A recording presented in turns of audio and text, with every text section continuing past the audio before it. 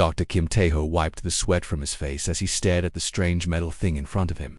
The heat on planet Kepler 442b was getting worse every day, but he could not stop digging now, not when they were so close to something big. The metal tablet was unlike anything he had seen before. It was covered in symbols that seemed to move and dance when he looked at them directly. But somehow his brain could understand what they meant. This should have been impossible. Kim Tae-ho had studied alien languages for 20 years and never seen anything like this. He called out to his team members who were working in other parts of the cave system. Park So-young was the best at studying alien life forms, and Lee Jae-min knew more about energy readings than anyone else on Earth. They needed to see this right away. Park So-young came running when she heard the excitement in Kim Tae-ho's voice. She had been studying some strange plants near the cave entrance but dropped everything when she saw his face. He looked like he had seen a ghost, or maybe something even more impossible. When Park So-young saw the tablet, her mouth fell open. The symbols were definitely not from any known alien race, but they felt familiar, like a song she had heard long ago but could not quite remember. She ran her scanner over the surface and the numbers made her hand shake. The tablet was over 2 million years old. This was older than any alien artifact ever found. It was older than human civilization. It was older than most of the alien races they knew about. But if it was so old, why could they read it so easily? Jae-min arrived with his equipment and immediately started taking readings. The energy coming from the tablet was strange. It was not like nuclear power or solar energy or anything they had in their textbooks. It was something completely new, and it was getting As Lee Jae-min moved his scanner closer to the tablet, something amazing happened. The metal surface began to glow with a soft blue light that filled the entire cave. The three scientists stepped back in surprise as images began to appear in the air. Above them, the images were clear as day. Even though they were made of light, they showed star maps that included systems the scientists recognized. They showed genetic codes that looked almost human. They showed technology that was hundreds of years ahead of anything Earth had ever built. Kim Tae-ho watched in wonder as the images showed beings that it looked exactly like humans. These ancient people were traveling between the stars in ships that seemed to bend space around them.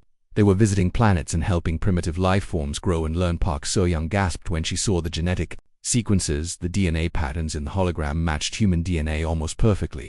There were small differences, but the basic structure was the same. It was like looking at a family tree that went back millions of years. The images kept changing, showing more and more of these ancient human-like beings. They were teachers and explorers and scientists. They traveled to thousands of worlds and left behind gifts of knowledge and life. They were like gods walking among the stars. Lee Jae-min noticed that his equipment was recording everything. The energy readings were off the charts, but somehow his machines were not breaking down. Instead, they seemed to be working better than ever, like the strange power was helping them function. The hologram showed the ancient beings building great cities on distant worlds. They created gardens in space and turned dead planets into places where life could grow.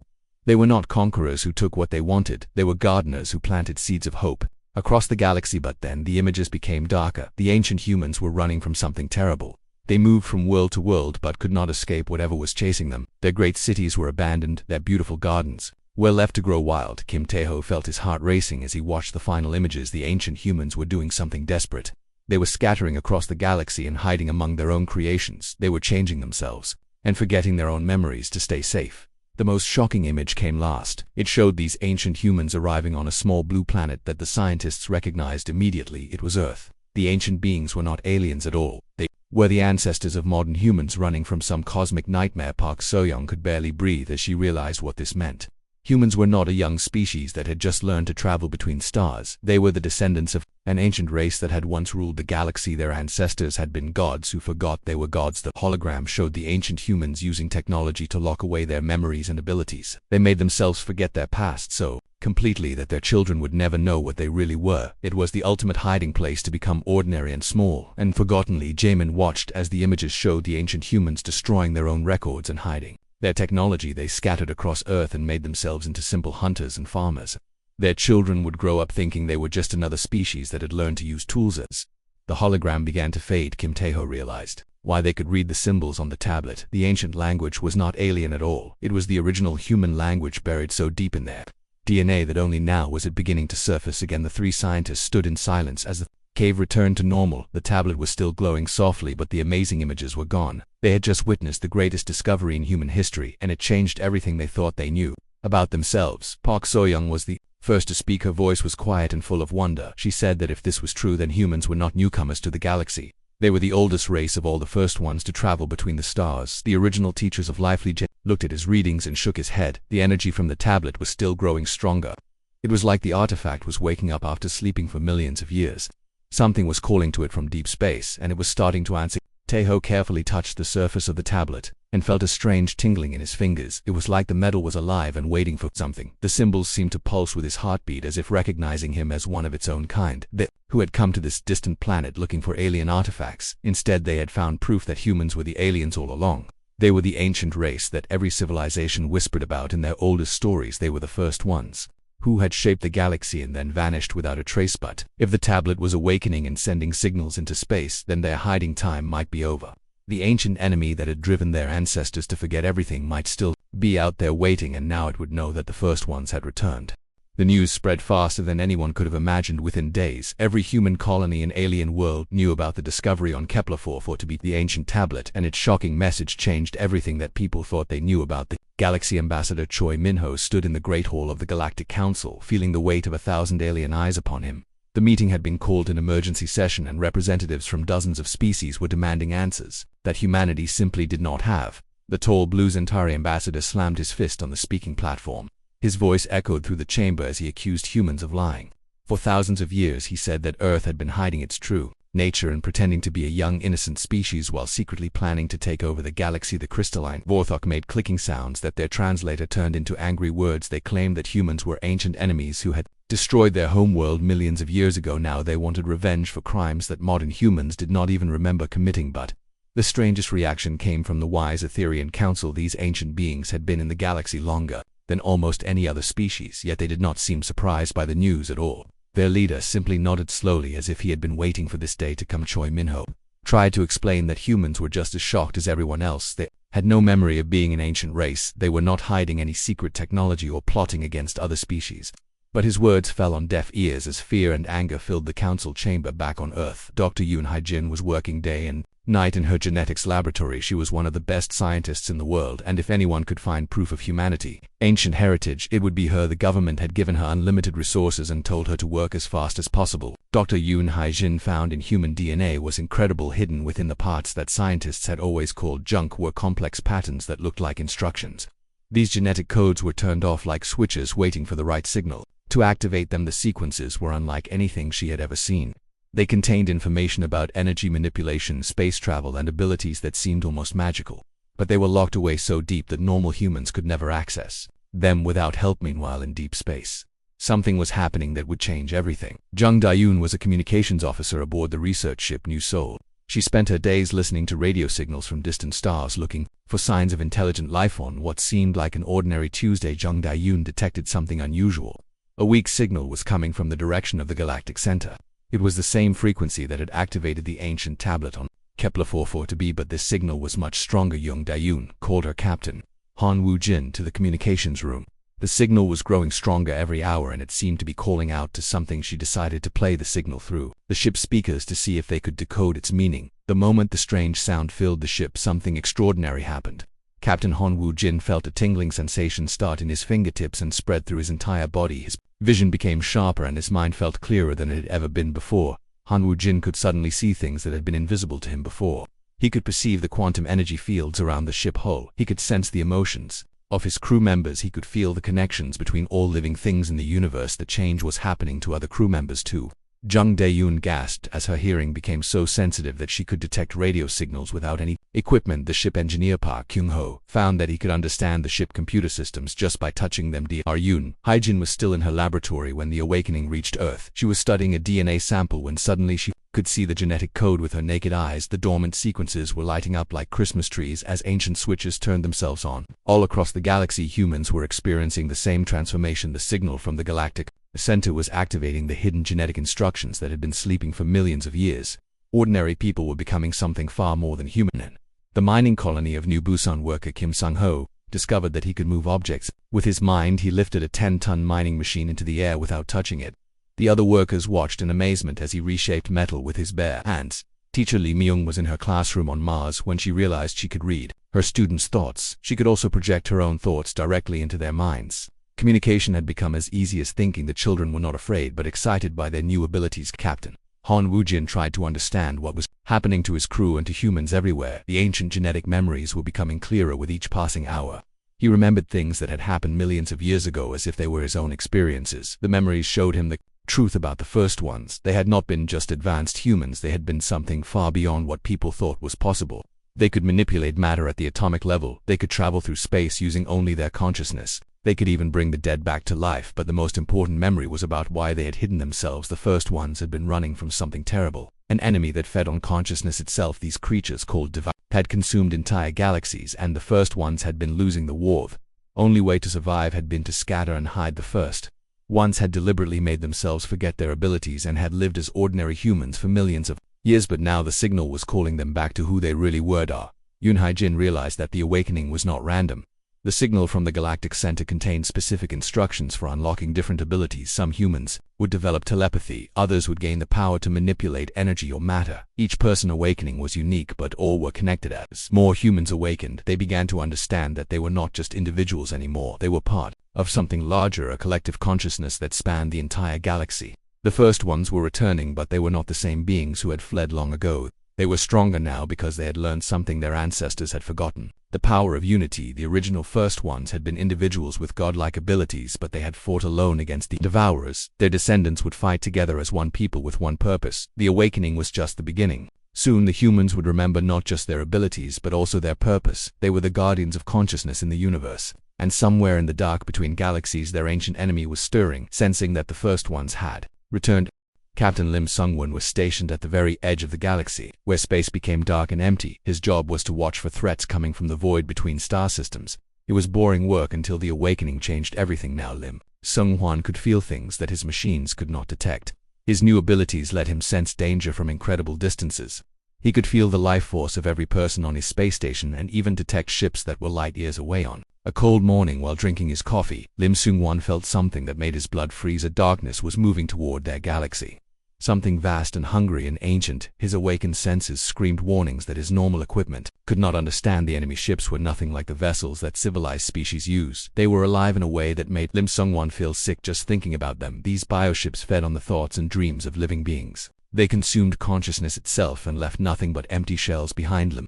Sungwon sent emergency messages to Earth and every human colony in the galaxy. The devourers were coming back after waiting 2 million years for this exact moment. They had been watching and waiting for the first ones to reveal themselves. Again, Da Nam Yujin received the warning while working in her research laboratory on Earth. She had been studying the genetic memories that were surfacing in awakened humans. These ancient memories told terrible stories about the war that had driven humanity ancestors into hiding. The memories showed battles, fought not with guns or bombs but with pure will and consciousness. The devourers were creatures of living darkness that could drain the life from entire planets. They moved like a plague across the galaxy, consuming every thinking being they encountered. Yujin learned that the first ones had been the only species capable of fighting the devourers. Their advanced consciousness could resist the enemy drain for a while. But even the godlike abilities of the ancient humans had not been enough to win the war. The old memories showed world after world falling to the hungry darkness. Entire civilizations would simply stop existing as the devourers fed on their collective consciousness. Billions of beings would die, not from violence but from having their very souls consumed. The Galactic Council called another emergency meeting as panic spread through civilized space. Some species wanted to flee to other galaxies before the devourers arrived. Others demanded that humanity be handed over to the enemy as a sacrifice to save everyone else. Representative Bae Subin stood before the council chamber, feeling the fear and confusion of hundreds of alien minds. Her awakened abilities let her sense emotions from across the room. She could feel how terrified everyone was, but also their desperate hope for survival. The Zentari ambassador suggested building massive ships to evacuate the most important people to distant galaxies. The Vorthok wanted to hide their worlds in deep space where the devourers might not find them, but these solutions would only save a few while abandoning billions. Elder Kethvar of the Etherian Council finally spoke up. His ancient voice carried across the chamber as he revealed a secret that his people had kept for thousands of years. The Etherians were not originally from this galaxy, they were refugees saved by the first ones long ago. Kethvar explained that when the devourers had attacked the Etherian homeworld, the first ones had arrived just in time. They had taught the Etherians how to hide their remaining worlds in pocket dimensions where the enemy could not reach them. The ancient humans had been more than just warriors. They had been teachers and protectors who shared their knowledge with species that could be trusted. The Etherians had been waiting for millions of years for the first ones to return and reclaim their rightful place as guardians of consciousness, but the Elder also warned that the devourers had grown stronger during their long wait. They had consumed the life force of entire galactic clusters in distant parts of the universe. They were no longer just hungry predators, but had become something far more dangerous. The enemy had learned from their previous encounters with the first ones. They had evolved new ways to drain consciousness and had developed immunity. Too many of the weapons that had worked before the returning humans would face a threat that was deadlier than anything their ancestors had fought. By Subin felt a chill as she realized what this meant. The awakened humans were powerful, but they were still learning to use abilities that had been locked away for millions of years. They would have to master godlike powers in months or weeks, when their ancestors had taken centuries to develop them. Meanwhile, more reports were coming in from the galaxy edge. The Devourer fleet was massive beyond imagination. Thousands of bioships, each one larger than a moon, were moving steadily toward populated space. Their hunger was so intense that it distorted reality around them. Captain Lim Sung-hwan evacuated his station and fell back toward the inner systems. His awakened senses could feel the approach of something that made his soul want to hide. The Devourers were not just coming to feed. They were coming home to finish what they had started. Nam Yujin worked frantically to decode more of the ancient memories. She needed to find out how the first ones had fought before and what weaknesses the Devourers might have. The genetic records showed that the enemy could be hurt, but only by beings with fully awakened consciousness. The memories revealed that individual Devourers were not the real threat. The true danger came when they worked together as a collective mind. Their combined hunger could drain the life from entire star systems and turn populated worlds into lifeless rocks. But the most terrifying discovery was that the Devourers were not really alive in any normal sense. They were parasites that existed by consuming the consciousness of others without a steady supply of thinking minds to feed on. They would eventually fade away into nothing. This gave Nam Yujin an idea. The first ones had tried to fight the Devourers with force before, but what if there was another way? What if instead of trying to destroy the enemy, they could starve them by denying them the consciousness they needed to survive? Elder Kethvar had said that the Etherians were hidden in pocket dimensions. If all the thinking species in the galaxy could be protected the same way, then the Devourers would have nothing to feed on. They would be forced to move on to other galaxies or simply waste away. But this plan would require cooperation between species that had been enemies for centuries. It would also need the awakened humans to master abilities they barely understood. The fate of every conscious being in the galaxy now depended on whether humanity could remember how to be gods again. Training centers were built on every human world as millions of awakened people struggled to master abilities that seemed impossible. Just months before, instructor Oh Dong-hyuk had been a simple physics teacher before the awakening. Now he was teaching students how to bend the laws of reality itself. Oh Dong-hyuk watched his students practice moving objects with their minds and creating energy from nothing.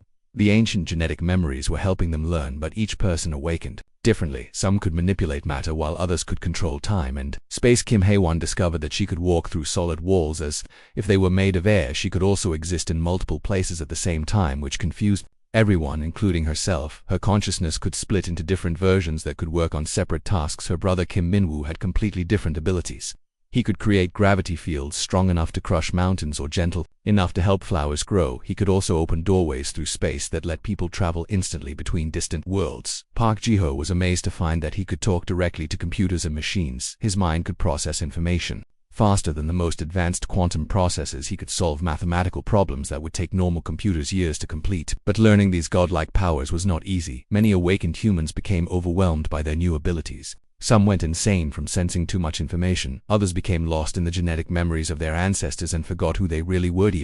Shin Na-jin made the most important discovery while studying the ancient memory fragments. The first ones had not just been technologically advanced, they had transcended the normal limits of biological life itself. They could exist as pure consciousness when their bodies were destroyed. The memories showed that death was just another obstacle that the ancient humans had learned to overcome. They could transfer their awareness between different bodies or even exist as energy beings when necessary. The boundary between life and death meant nothing to them. This revelation changed everything. If awakened humans could learn to exist beyond physical death, then they would be nearly impossible for the Devourers to destroy the enemy fed on consciousness. But if that consciousness could not be permanently eliminated, then the Devourers could. B-Star training became more intense as the threat grew closer. Commander Lee Subin led groups of awakened humans who could fly through space without ships.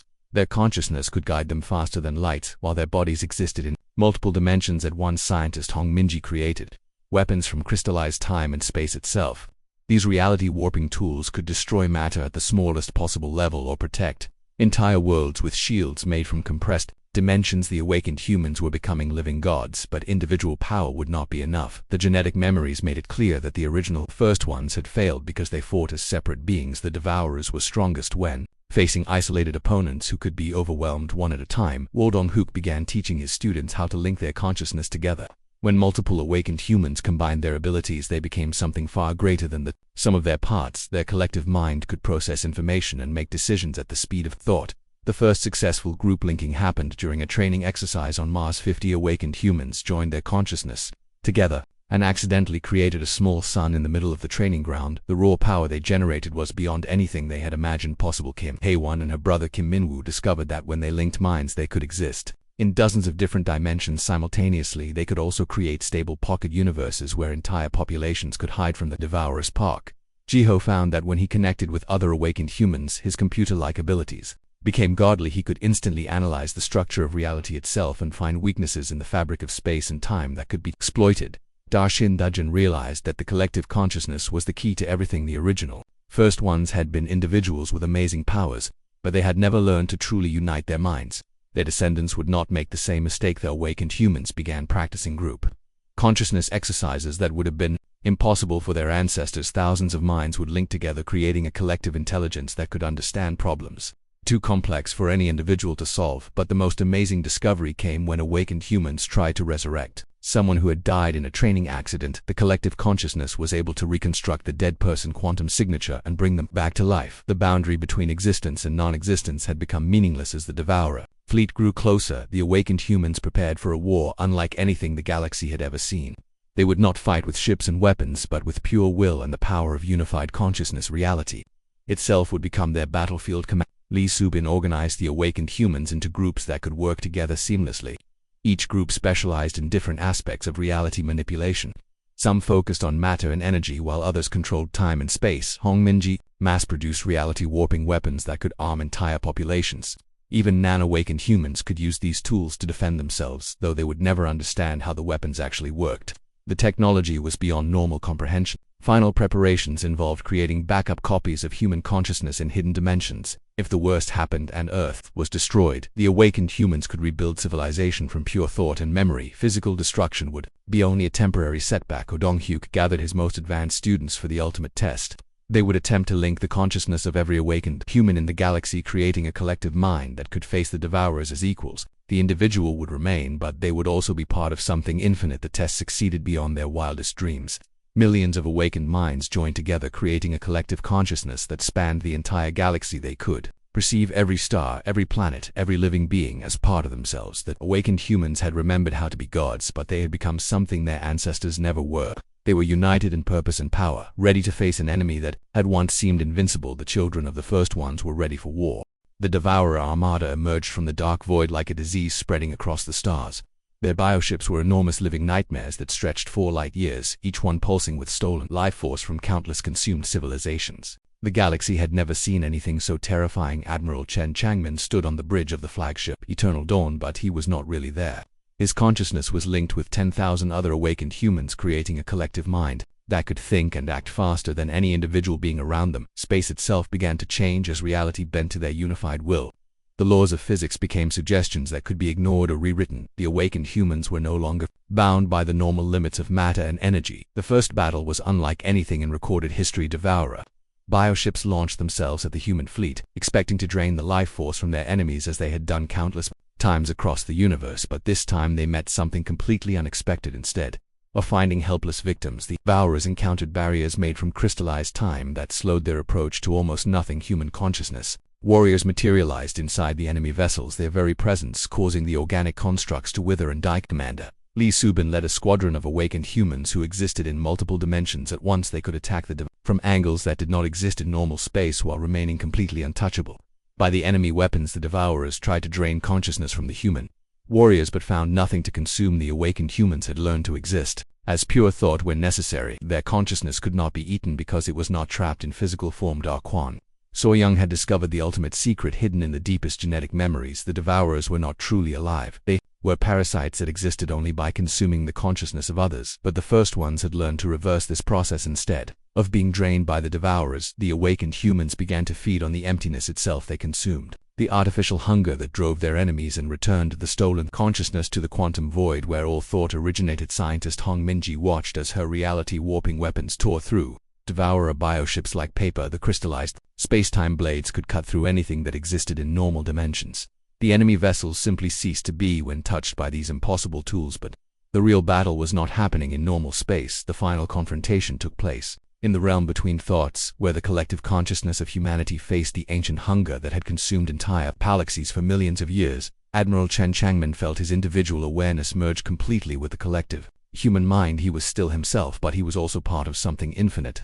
The combined consciousness of billions of awakened humans created a force that could reshape reality at will. The Devourers had never faced anything like this before. Their previous victims had been individuals or small groups that could be overwhelmed one at a time, but the awakened humans fought as a single entity with billions of minds working in perfect harmony in the space between dimensions. The battle became a contest of pure will. The Devourers represented artificial hunger and the need to consume, while the humans embodied natural creativity and the power to create.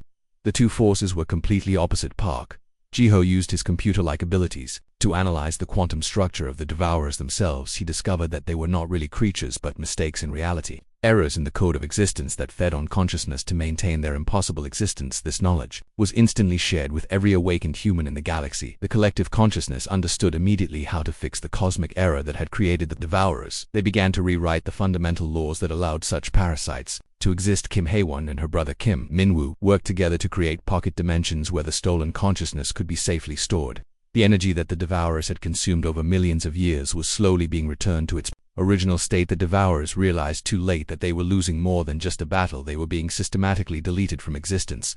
The awakened humans were not destroying them but correcting the cosmic mistake that had allowed them to exist in the first place. Dr. Shin Dujin felt the moment when the tide of battle turned completely.